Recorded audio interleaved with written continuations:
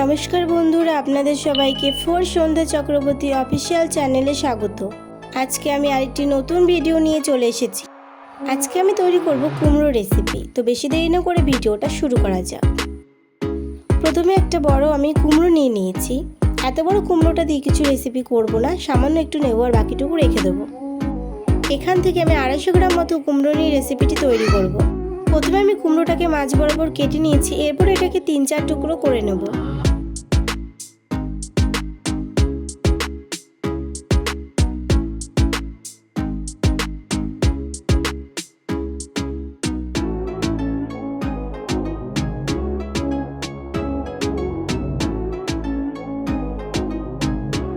এরপর কুমড়োটাকে ছুলে নেব।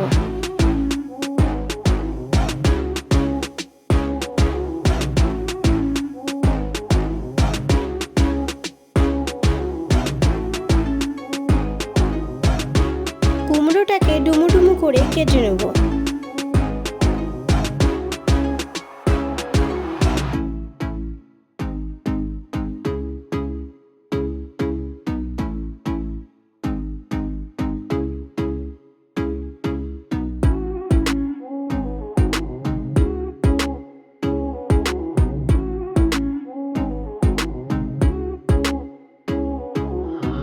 কুমড়োটা কচি কুমড়ো, তাই এর বীজ হয়নি, তাই বীজ বাদে বাকি অংশটুকু আমরা নিয়ে নেব।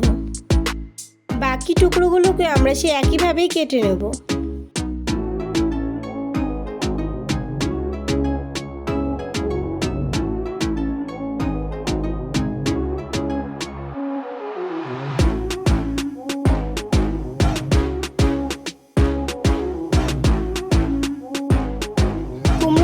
কেটে ধুয়ে নেওয়া হয়ে গেছে। এরপর কড়াইতে একটু সর্ষের তেল দিয়ে সেটাকে ভালোভাবে গরম করে তার মধ্যে আমি তেজপাতা ফোড়ন দিয়ে দেবো, আর দিয়ে দেবো 5 ফোড়ন, আর দিয়ে দেবো 2 থেকে 3টে শুকনো লঙ্কা।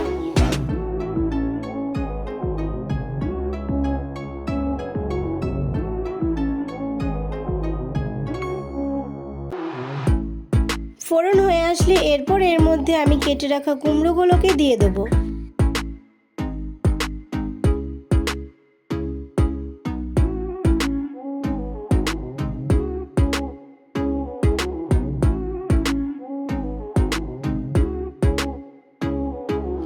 আর দিয়ে দেবো 7 থেকে 8টা কাঁচা লঙ্কা, যেগুলোকে আমি মাঝখান দিয়ে চিড়ে নিয়েছি। কিছুক্ষণ নাড়াচাড়া করে নিয়ে এর মধ্যে আমি স্বাদ মতো লবণ ও পরিমাণ মতো হলুদ দিয়ে দেবো।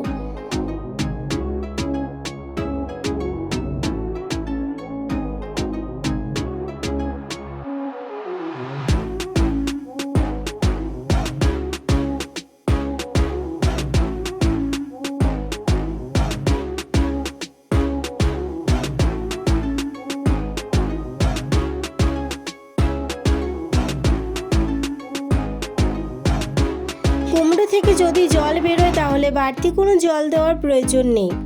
যেহেতু এখানে কুমড়ো থেকে জল বেরোয়নি, তাই এখানে আমি সামান্য পরিমাণ জল দিলাম শুধুমাত্র কুমড়োগুলো সেদ্ধ হওয়ার জন্য। যদি কুমড়ো থেকে জল বেরোয় তাহলে বাড়তি কোনো জল দেওয়ার প্রয়োজন নেই।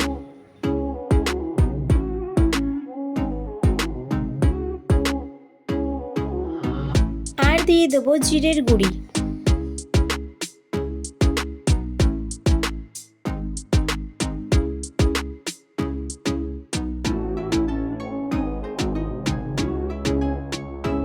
জলটা শুকিয়ে এসেছে, কুমড়োগুলো সেদ্ধ হয়ে গেছে। এরপর এর মধ্যে আমি সামান্য চিনি দিয়ে দেবো। চিনি দিয়ে কিছুক্ষণ নাড়াচাড়া করে নেব।